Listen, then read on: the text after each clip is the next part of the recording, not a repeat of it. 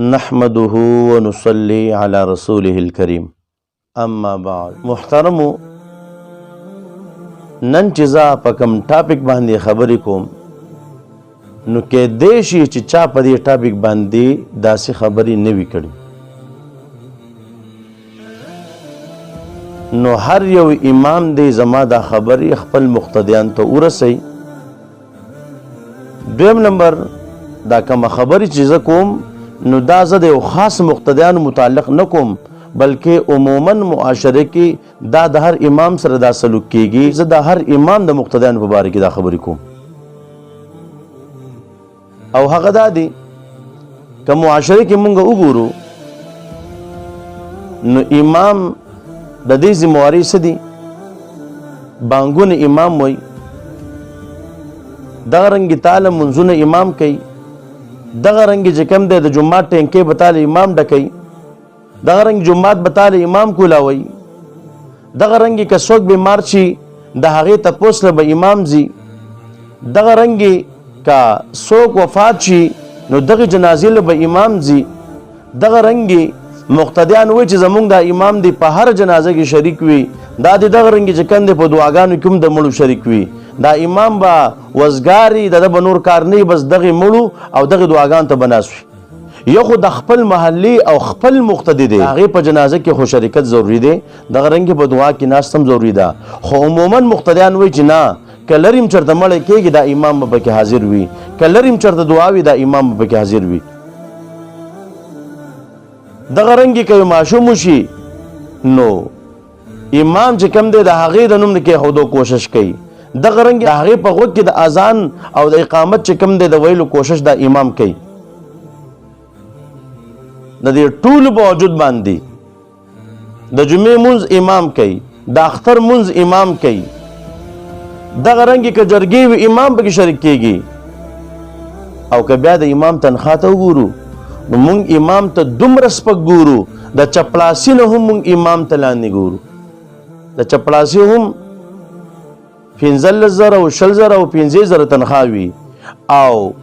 امام د چپړاسي نه هم لږ لاندې درجه کې دی نو د امام د چا 40,000 تنخواه وي، د چا 15,000 وي او د چا 6,000 تنخواه وي. که ډېره زیاته تنخواه شي چې دغه 9,000 تنخواه دي شي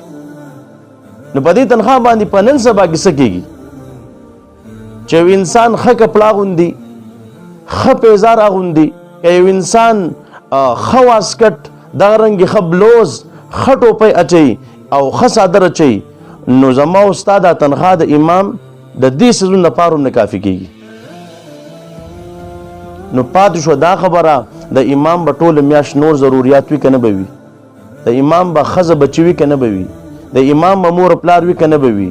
امام به د وړو سره څه کوي، دا امام به د غوړو سره څه کوي، دا امام به د چینو سره څه کوي، داسې نور ضروریات ول هغې سره به امام څه کوي. که امام یو ماشوم ته چې لاړ شه پیس راوړه نو 50 او 100 روپیو ته به زمونږ وارخطایي. که چرې یو مقتدي امام لا 200-300 روپۍ ورکوي نو بیا به 200-300 چې کوم د بدماشیان هم کوي، هغې ته به وچې او سپورې خبرې هم کوي. دا به سوچ نه کوي چې دا یو عالم دی، دا یو قاري دی، د دې قدر پکار دی، نه بس چې سوی وای ورته په زړه دې غم مه پرېږده، خپل زړه په امام باندې شوه. په کور کې مونږ غوسه شو، ښځه تا قار کې، ښځه تا غوسه کې، بیا دې په امام باندې چې کوم دی غوسه سړوه. او په خپل بچو باندې موږ څومره خرچې کوو، که مونږ خپل بچې سکول ته لیږو د ABC دپاره لیږو نو بیا به مونږ څه کوو، د دې دپاره به 1000 او 1500 او 2000 او 3000 پیسونه جمع کوو او د امام دپاره په 50 او 100 روپیو کې زمونږ هغه وارتار خطایي. دغه رنګې که د امام میلمه راشي نو چې څرنګې تا خپل میلمه ته ښه خوراک دی، د هغې دپاره چرګ الالې، د هغې دپاره غوښه راوړی، د هغې دپاره هوټل ته ځې، د امام د میلمه سره دا سلوک نه وي. یا چې څه تیاره یي چې هغه به وخورو، که وچه یي او که لمده یي هغه به وخورو. نو امام او د هغه میلمه له به وچه ډوډۍ وي، د هغې دپاره به سپین وریجې وي او د خپل میلمه دپاره به غوړه روټۍ وي، د هغې دپاره به ښه خوراک وي. دا موږ په معاشره کې په فرق سره دا د امام سره دا سلوک کوو. په دې یو مقتدی نه خپه کیږي دا زه د یو مقتدی لپاره خبر نه کوم دا عموما د هر امام سره دا سلوک کیږي ځکه ما د خپل استادانو نه د خپل دوستانو نه د خپل ملګرو نه تاسو کو په خپل مې ولیدل هم دا طریقې کیږي چرته په ضرور کې به یو امام داسې وي چې مقتدیان دا امام خوشاله ساتي د په ضرورتو باندې نظر وي نور خیر خیریت دی نو دغه ټول مقتدیان ته زما پیغام دی او هر امام دی زما دا پیغام خپل مقتدیان ته ورسي چې آی دا خبري حقیقت دی او کنه دی که حقیقت وینو ولی دا سلوک د امام سره کوي ولی چې کم دی سترګې تاسو پټوي د امام په ضرورتو باندې نظر نه اچوي او چې څوک د خپل امام سره دا سلوک کوي